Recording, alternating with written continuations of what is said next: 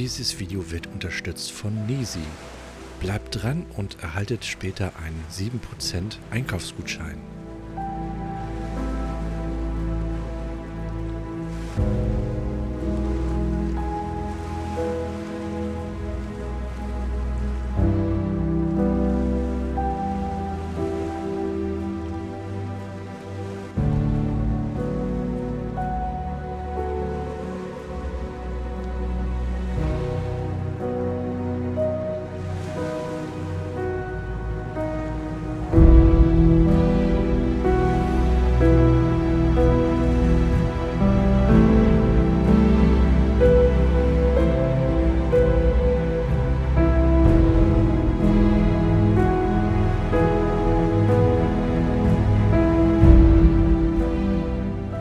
Moin, mal wieder von der Ostsee.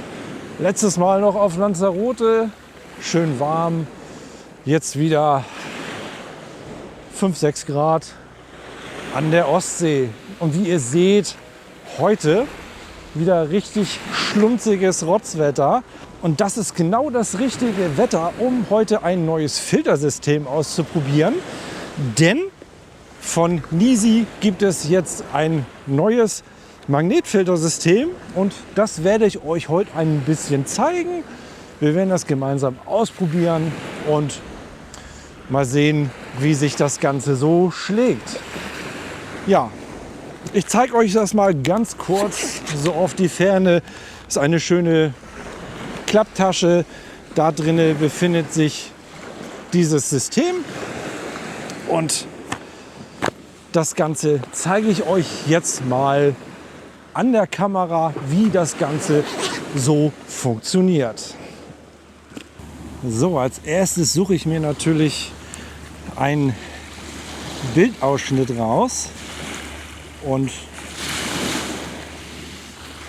ich denke mal, ich habe den jetzt hier auch so ungefähr gefunden. Also so ungefähr so wird das Ganze aussehen. So. Als erstes nehme ich mir natürlich aus meiner Filterkiste den Adapterring raus. Und zwar gibt es in diesem Filterset mehrere Adapterringe. Ich habe jetzt nur den 77er dabei. Alles andere habe ich zu Hause gelassen, weil ich habe mein Filterset mittlerweile auch schon ein bisschen erweitert. Und dann verschwende ich halt nicht diesen Platz. Ne? Ja, und wie es bei einem Magnetfiltersystem gehört, jetzt muss ich erstmal gucken, haben wir hier mehr Filter drin. Also das ist jetzt eine Filterdose quasi, die besteht aus 4 Filtern. Da haben wir einmal einen Polfilter und die üblichen verdächtigen ND-Filter, das heißt der 1.8er, der 0.9er und der 3.0er. Und mit denen können wir jetzt einfach loslegen. Ne? Also ist jetzt auch total einfach. Hier oben haben wir noch einen Deckel drauf, den man einfach abnehmen kann. Ist natürlich auch magnetisch. Und dann sucht man sich einfach den Filter raus, den man möchte.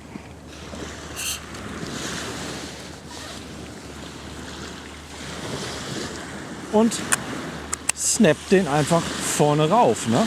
Ist doch eigentlich total easy. Die Besonderheit an diesem Filtersystem ist, dass es eine Sperrfunktion hat. Also hier seht ihr, ich kann ihn jetzt ganz einfach abnehmen. Hier oben ist ein weißer Ring und wenn ich diese Griffe in diese Richtung drehe, ist es gesperrt, kriege ich nicht mehr ab. Und so kann ich es wieder ganz einfach abnehmen. Und das ist eben eine wunderbare Sache, falls man ein bisschen Schiss hat, dass einem das Ganze auseinanderfällt. Ne? Ich bin jetzt hier gerade bei Blende 10 und einer 15. Sekunde. Und in meiner ND Calc 2 App, also ist ja nicht meine App, aber es ist halt die App, die ich gerne benutze, gebe ich das mal ein. Und mit dem 0.9er Filter hätten wir 0,7 Sekunden. Ist natürlich schwierig, 0,7 Sekunden kann ich nicht eingeben. Machen wir mal 1 Sekunde und dafür noch die Blende noch mal ein Drittel zu. Mit dem 1.8er 4,3 Sekunden und 63 Sekunden mit dem ND 0.9. Also machen wir mal fangen wir mal mit 1 Sekunde an und mal sehen, wie sich denn die ganze Geschichte hier so abbildet. Also nehme ich mir jetzt den 09er Filter, da löse ich einfach, das ist der hinterste Filter, löse den Deckel, habe ihn in der Hand, einmal rauf da und damit die Filter nicht zerkratzen, kann man das Ganze dann einfach mit dem Deckel wieder zumachen.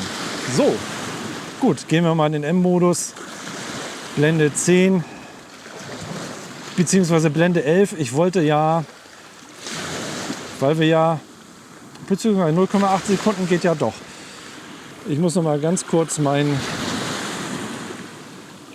Drahtlos-Fernbediener verbinden. Ja, das geht mittlerweile bei der R5 Mark II deutlich besser. Und jetzt habe ich hier einfach die Fernbedienung, warte auf die richtige Welle. So, 0,8 Sekunden, Blende 10. So sieht das Ganze aus. Ich mache jetzt noch mal ein paar Bilder und davon zeige ich euch dann einfach gleich das Beste vom Besten.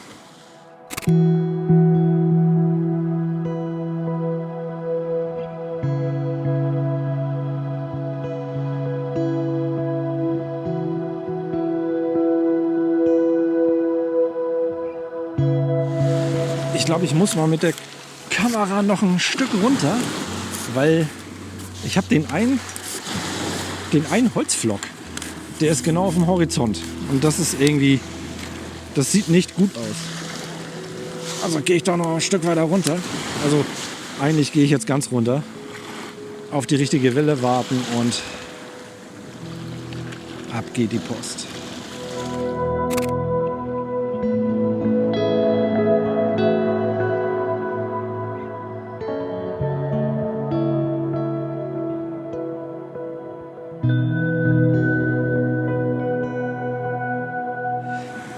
Ja, normalerweise kennt ihr mich ja, dass ich immer mit einem Rechteckfiltersystem arbeite, also mit dem großen Halter, die Einsteckverlauffilter.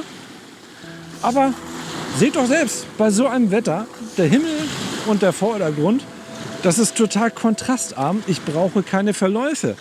Also warum soll ich mir die Mühe machen, aufwendiges Filtersystem aufbauen, wenn ich ganz schnell den Filter an- und aufbauen kann, ne? Ist doch total easy. Ja? 09er mal runter.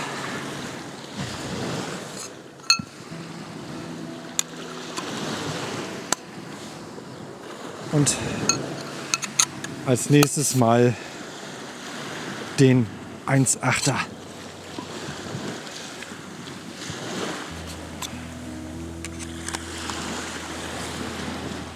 Das waren ja ungefähr 3, na, jetzt ist es schon ein bisschen mehr, 6 Sekunden.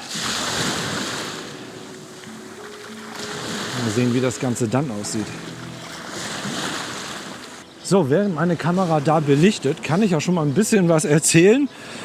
Mir gefällt das System durchaus gut, aber so 2 Sachen sind da, die mich ein bisschen wurmen. Und zwar, man kennt das vielleicht von anderen Herstellern oder sogar bei Nisi selbst von dem Swift-System. Da sind die ND-Filter farblich kodiert. Also die sind, glaube ich, rot, gelb und blau. Je nach Stärke, du siehst sofort, was du für einen Filter hast. Das ist hier nicht so. Hier hat man zwar von den Griffen eine farbliche Kodierung, das beschreibt aber eigentlich eher den Typ des Filters. Blau ist zum Beispiel ND-Filter, Silber ist der Polfilter. Und dann habe ich hier zum Beispiel noch in der Dose, das habe ich sie gerade zugemacht, lila. Ne? Das ist halt der Natural Night Filter. Gut, das erkennst du sofort, weil dieser Filter ja von sich aus schon so eine leichte lila Färbung hat. Und die Mistfilter, ne, die sind wieder gelb. Das ist so eine Sache, da muss man sich ein bisschen dran gewöhnen. Und die zweite Sache ist, aufgrund der Größe, beziehungsweise die Filter sind ja nur sehr, sehr schmal, ist der Druck auf der Seite relativ klein. Leider hat Nisi aber das etwas ungünstig gemacht. Auf einer Seite steht Nisi JetMac Pro drauf. Das muss ich nicht wissen, dass ich das JetMac Pro System habe. Ich weiß ja, ich habe es ja gekauft. Aber es steht nur auf einer Seite drauf, welche Stärke man hat. Das finde ich nicht ganz so gelungen. Man ist immer irgendwie am gucken, wo ist denn das jetzt oder so. Da muss man sich ein bisschen dran gewöhnen. Vielleicht muss man sich mit hauchdünnen Klebestreifen, es gibt ja so Zierstreifen aus dem Autobereich oder so, die sind auch sehr dünn, dass man die vielleicht hier raufklebt oder so oder irgendwie anders. Also da muss man sich noch mal was ausdenken. Und ich habe auch schon bei Nisi Deutschland gesagt, ja, vielleicht wäre das ja sinnvoll, wenn man sich diese Griffe hier selber nachbestellen kann in verschiedenen Farben, dass man sich eine Kodierung selber erstellen kann. Das wurde zumindest von der Chefin, von der Barbara, aufgenommen und sie sagte, ja, das klingt eigentlich vernünftig. Mal sehen, was draus wird.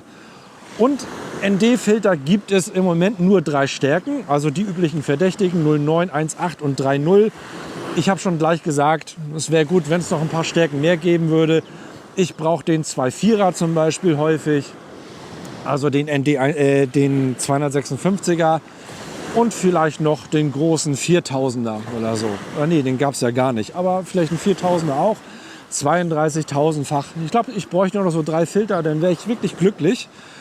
Aber es gibt noch ein paar Effektfilter, wie zum Beispiel die Mistfilter. Dann gibt es noch einen Filter, der so ein bisschen für Sterne besser sein soll. Dann gibt es noch so einen Cross-Star-Filter, der hat so Linien drauf, der so in Lichtern so Sterneffekte erzeugt. Muss man halt wissen, ob man das braucht. Aber im Großen und Ganzen eigentlich kein schlechtes System. Jeder kann sich das halt so ausbauen, wie er möchte, ne?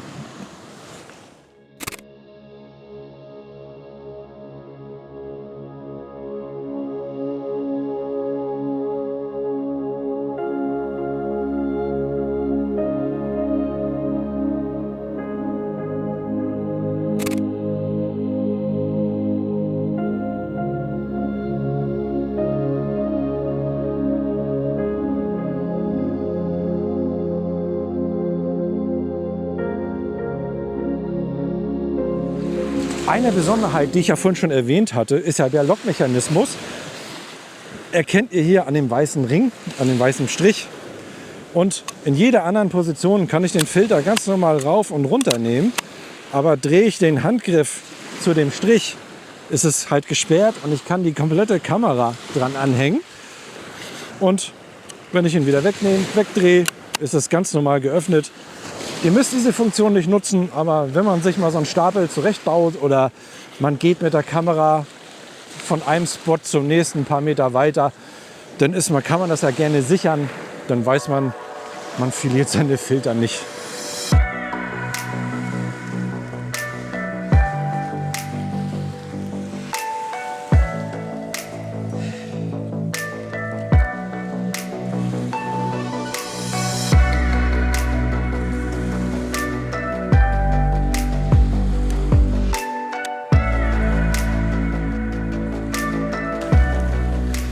Ja, ich bin jetzt mittlerweile umgezogen auf die andere Seite und ja, hier ist das eigentlich auch nicht schlecht. Seht ihr ja am Live-Bild. Und jetzt habe ich den 0,9er drauf, Blende 10 und 4 Sekunden. Ja, vorhin waren es noch knapp unter einer Sekunde. Mittlerweile ist es auch schon dunkler geworden. In 40 Minuten geht die Sonne unter. Deswegen komme ich jetzt auch auf längere Zeiten mit dem kleinsten Filter. Und auch das sieht wirklich gut aus. Also kann mich eigentlich nicht beschweren, ne?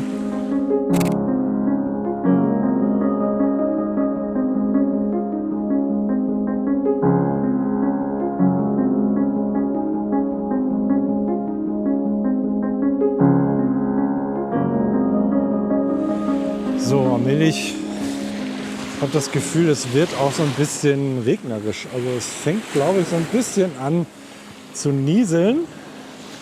Aber trotzdem immer noch Blende 10, 4 Sekunden. Ja, meine Brille wird allmählich leicht benetzt. Wahrscheinlich die Filter auch.